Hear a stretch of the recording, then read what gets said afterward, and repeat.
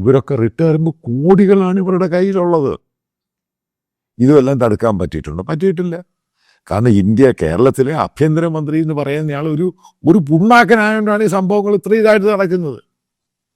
സ്വന്തം പാർട്ടിക്കാർക്ക് അടി കിട്ടുന്നു. ആലോചിച്ച് നോക്ക്. സ്വന്തം പാർട്ടിക്കാർ ലോക്കൽ കമ്മിറ്റി സെക്രട്ടറിക്ക് അടി കിട്ടുന്നു, DYFI നേതാവിന്. എന്തിനാണ് ഈ പൊതുപ്രവർത്തകർ പോലീസ് സ്റ്റേഷനിൽ പോകുന്നത്?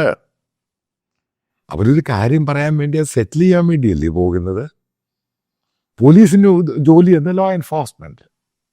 ഇമാരോട് ആരാ ഈ എത്ര കുറ്റവാളിയാണ് അടിക്കാൻ ഇവർക്കാരാണ് ഇത് കൊടുത്തിരിക്കുന്നത്? വലിയ കേസും പ്രതിയൊക്കെ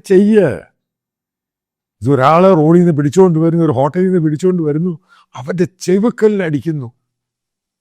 സോ ഹൊറബിൾ. ആ സുജിത്ത് എന്ന് പറഞ്ഞ പയ്യനെ അത്രയും പോലീസുകാർ അതിനകത്ത് ന്യൂമാൻ എന്ന് പറഞ്ഞ ഒരു പരമനാറി മലപ്പുറത്തുകാരൻ, അവന് സപ്പോർട്ടുമായിട്ട് കുറച്ച് മതഭ്രാന്തന്മാർ ഇപ്പം ഇറങ്ങിയിട്ടുണ്ട്. എന്തോ പറയുന്നേ? ന്യൂമാൻ്റെ അപ്പൻ നേരത്തെ മരിച്ചുപോയി. ഇവ പഠിച്ചുകൊണ്ടിരുന്നപ്പം വലിയ പാവമായിരുന്നു. ഈ ന്യൂമാൻ്റെ മകൻ ബ്ലഡ് ക്യാൻസർ വന്ന് മരിച്ചു. ആ പരമനാറിയാണോ ഈ രീതി ചെയ്യുന്നത്?